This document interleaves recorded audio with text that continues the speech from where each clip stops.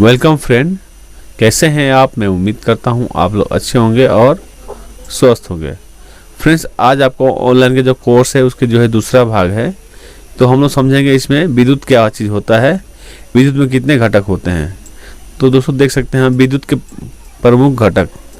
किसी भी विद्युत धारा के तीन प्रमुख निम्न घटक निम्न होते हैं, यानी 3 टाइप्स का जो है इसमें घटक होते हैं। तो पहले विद्युत को समझ लेते हैं। विद्युत की जो दबाव है उसको हम लोग कहते हैं वोल्टेज। यहाँ देख सकते हैं विद्युत दबाव या वोल्टेज। दूसरा में है आपका विद्युत प्रवाह या करंट।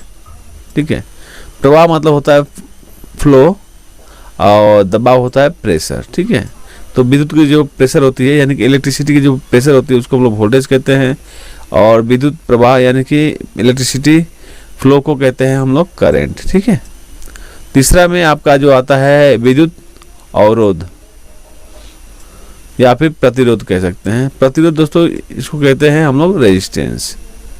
ठीक है, जो इलेक्ट्रिसिटी में जो अवरोध करता है, जो मतलब जो करंट जा रही है, ठीक है, उसमें जो रुकावट करता है उसको हम लोग कहते हैं प्रतिरोध या फिर रेजिस्टेंस कहते हैं। ठीक है, देख सकते हैं विद्युत दबाव या वोल्टेज। ठीक है, यानी कि हम लोग जो पहला समझ रहे हैं हम लोग विद्युत दबाव या वोल्टेज। किसी भी चालक तार यानी कि किसी भी चालक यानी कि कोई कंडक्टर है, तार के अंदर उपस्थित इलेक्ट्रॉनों को गतिशील करने के लिए दिया जाने वाला दबाव को विद्युत दबाव या वोल्टेज कहलाता है। दोस्तों इससे स्पष्ट ये हो गया है कि किसी भी चालक यानी कि किसी भी जो है आपका कंडक्टर में, तार में, उसमें उपस्थित जो इलेक्ट्रॉन होते हैं उसको जो है गतिशील करने के लिए यानी कि उसमें जो है आपको हलचल करने के लिए दिया जाने वाला दबाव को विद्युत दबाव कहते हैं, यानी कि उसको जो है हम लोग इलेक्ट्रिसिटी कहते हैं यानी कि वोल्टेज कहते हैं। ठीक है, तो जो गति करता है उसमें इलेक्ट्रॉनों में, ठीक है, तो उसको कहते हैं किसी भी तार के अंदर उपस्थित इलेक्ट्रॉनों को गतिशील करने के लिए दिया जाने वाला दबाव को हम विद्युत दबाव कहते हैं। ठीक है दोस्तों, यहाँ तक स्पष्ट हो गया है। यानी कि चालक में जो है सप्लाई हम लोग देते हैं, उसमें इलेक्ट्रॉनों को जो है गतिशील कर देता है। ठीक है, उसको हम लोग कहते हैं दबाव। दोस्तों देख सकते हैं विद्युत दबाव को नापने की इकाई, ठीक है, यानी मेजरमेंट करने की यूनिट क्या चीज़ होती है। विद्युत दबाव को नापने की इकाई वोल्ट है, यानी जो वोल्टेज होता है उसको नापने के लिए जो इकाई होती है यानी कि यूनिट जो होती है उसको हम लोग वोल्ट से नापते हैं। ठीक है, वोल्ट से नापते हैं। वोल्ट को हम लोग वी कहते हैं।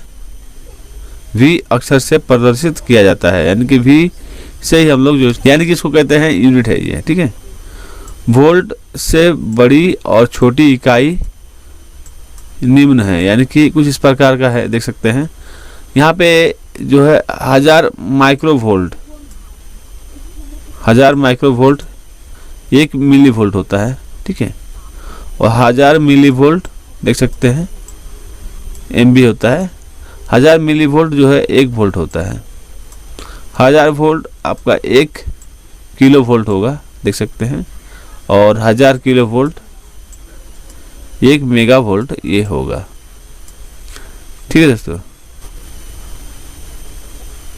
अब हम लोग चलते हैं दोस्तों इसमें वोल्ट की परिभाषा है, यानी कि डेफिनेशन क्या है इसके। 1 वोल्ट विद्युत दबाव वह मात्रा है जो किसी सर्किट के 1 ओम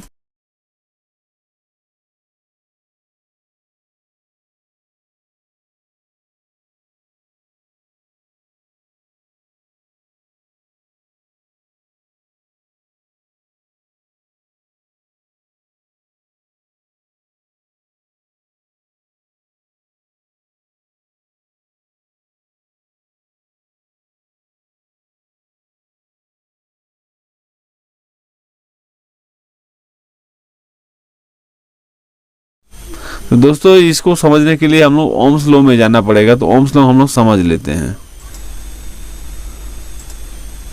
दोस्तों देख सकते हैं वोल्टेज या विद्युत दबाव का मापन।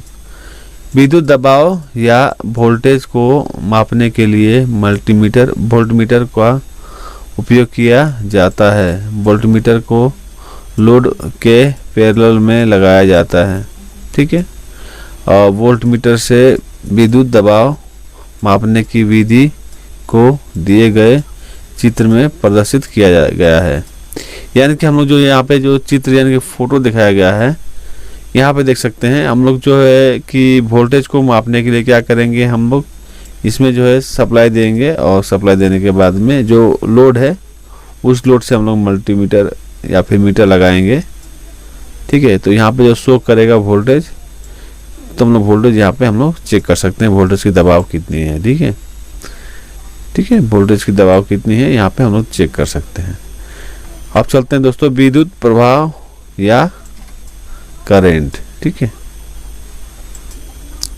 तो दोस्तों देख सकते हैं विद्युत प्रवाह है या करंट, यानी कि इसकी विद्युत प्रवाह या करंट यानी कि जो विद्युत जो है इलेक्ट्रिसिटी है जो फ्लो होती है उसको हम लोग करंट कहते हैं। किसी भी चालक तार के सिरों पर विद्युत दबाव वोल्टेज देने पर उस तार के अंदर इलेक्ट्रॉनों की गति करने लगते हैं।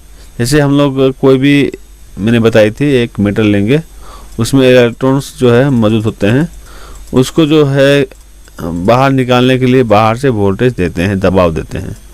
देख सकते हैं दबाव दिखाया गया है, ठीक है। वोल्टेज को जो दबाव दिखाया गया है तो यहाँ पे जो है ये पास होता है।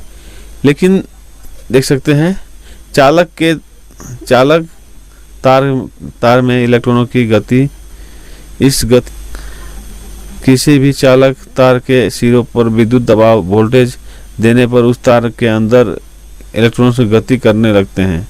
वोल्टेज देने पर चालक के तार में इलेक्ट्रॉनों की इस गति को ही हम लोग विद्युत प्रवाह या करंट कहा जाता है। जो इसमें हलचल होने लगते हैं, ठीक है, आगे भी जो दौड़ने लगते हैं जब हम लोग दबाव देने के बाद में, उसको हम लोग कहते हैं क्या, करंट, ठीक है, उसको हम लोग करंट कहते हैं।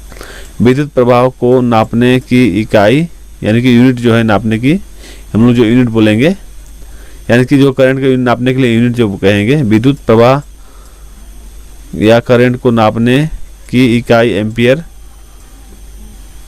होती है। हम लोग जो है इसको एम्पियर होती है। एम्पियर को ए अक्षर से प्रदर्शित किया जाता है। एम्पियर की एक मानक इकाई है, ठीक है। एम्पियर एक मानक इकाई है किसकी, आपकी जो है करंट की, ठीक है। छोटी इकाई कुछ एम्पियर से बड़ी और छोटी इकाइयाँ निम्न हैं। दोस्तों देख सकते हैं इसको नापने की जो इकाई कुछ इस प्रकार है। 1 एम्पियर, देख सकते हैं 1 एम्पियर में जो है आपके 1000 मिली एम्पियर होते हैं, ठीक है। 1 एम्पियर में 1000 मिली एम्पियर होते हैं और 1 मिली एम्पियर में 1000 माइक्रो एम्पियर होते हैं। मिली एम्पियर एमए को कहा जाता है और यहाँ पर देख सकते हैं माइक्रो एम्पियर को जो है, और ये एम्पियर है, माइक्रो एम्पियर कहा जाता है।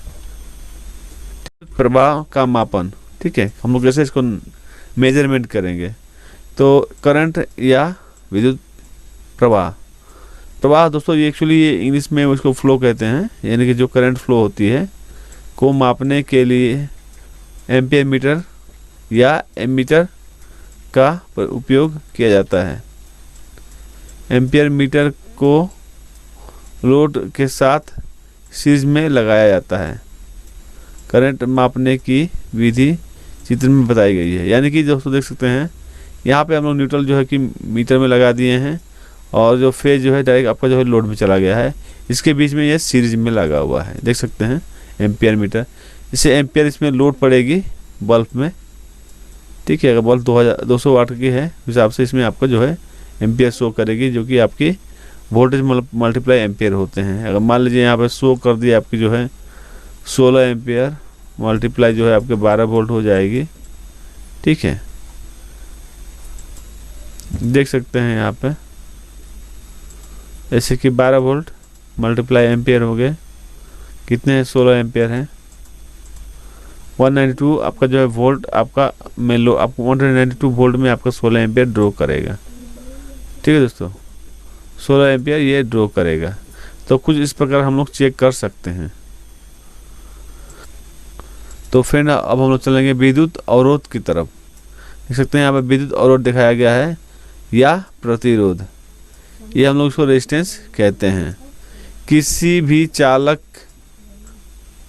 तार, चाहे वो किसी भी पदार्थ का बना हो, विद्युत प्रवाह या करंट के मार्ग में रुकावट अवश्य से उत्पन्न करता है। यानी कि जो रेजिस्टर होता है, रेजिस्टेंस होता है, वो क्या करता है, जो विद्युत प्रवाह यानी कि एम्पियर में, और जो है कि आपका जो करंट जाती है उसमें अगर रुकावट जो करता है उसको हम लोग जो कहते हैं रेजिस्टेंस। ठीक है, उसको कहते हैं हम लोग प्रतिरोध। देख सकते हैं यहाँ पे, इसी रुकावट को ही हम लोग विद्युत अवरोध या प्रतिरोध कहा जाता है। इसे हम सामान्य भाषा में चालक का रेजिस्टेंस। ठीक है, विद्युत अवरोध को नापने की इकाई, विद्युत अवरोध को नापने की इकाई ओम है। हम लोग इसे ओम से मेजरमेंट करते हैं। ओम्स को कुछ इस तरह प्रतीक होता है, ये अक्षर के द्वारा भी दर्शाया जाता है। ठीक है, ई से भी दर्शाया जाता है, मानक इकाई है। ठीक है, ओम से एक मानक इकाई है। ओम से बड़ी इकाई निम्न प्रकार निम्न है। तो फ्रेंड आप देख सकते हैं, 1000 ओम हम लोग किलो ओम कहते हैं, 1 किलो ओम। 1000 ओम्स होगी तो वहाँ पे 1 किलो ओम्स होगी। 1000 किलो ओम्स होगी तो हम लोग यहाँ पे 1 मेगा ओम्स कहेंगे। ठीक है, तो इस तरह हम लोग कह के इसको मेजरमेंट करते हैं। ठीक है, अब देखते हैं ओम की परिभाषा यानी कि डेफिनेशन क्या है ओम्स की। एक ओम प्रतिरोध किसी चालक तार का वह प्रतिरोध है जो इसके सिरों पर 1 वोल्ट का करंट बहेंगे, जैसे मैंने फार्मूला बताई थी। अब दोस्तों चलते हैं विद्युत अवरोध या रेजिस्टेंस प्रतिरोध का मापन। ठीक है दोस्तों, विद्युत अवरोध या रेजिस्टेंस प्रतिरोध का मापन किस तरह करेंगे। विद्युत अवरोध या रेजिस्टेंस को मापने के लिए ओम्स मीटर का उपयोग किया जाता है। रेजिस्टेंस मापने के लिए ओम्स मीटर को लोड के पैरेलल में लगाया जाता है। ठीक है, रेजिस्टेंस के पैरेलल में लगाया जाता है। रेजिस्टेंस चेक करते समय ध्यान रखें कि लोड के सिरों पर सप्लाई ना दी गई हो। ठीक है, वोल्टेज देके हम लोग को यहाँ पे चेक नहीं करना है, जो कि ऑफलाइन में इसको चेक करनी है। कोई भी जो है कि अगर आप इसमें रेजिस्टेंस चेक करेंगे तो वहाँ पे आपको सप्लाई नहीं होनी चाहिए इस पर।